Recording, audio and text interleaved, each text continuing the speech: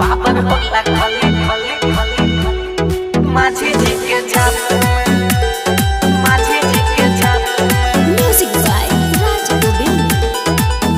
रखे सिक सर हरदम हाथ में पापड़ होला खली माझी जी के जात में पापड़ होला खली माझी जी के जात रखे सिक सर हरदम हाथ में पापड़ होला खली माझी जी के जात में ना गद्दारी करे के हुओ के साथ में ना गद्दारी करे के हुओ के साथ में पापड़ होला खली माझी जी के जात में पापड़ होला खली माझी जी के जात में।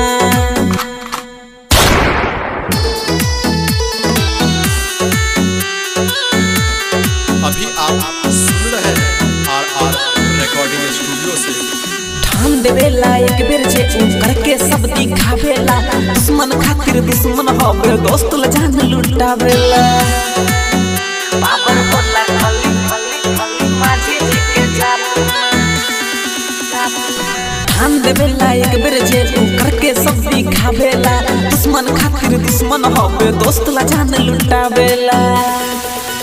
जे सब जरता रे रहसन औकात में जे सब जरता रे रहसन औकात में पापड़ होला खली माझी जी के जात में पापड़ होला खली माझी जी के जात में।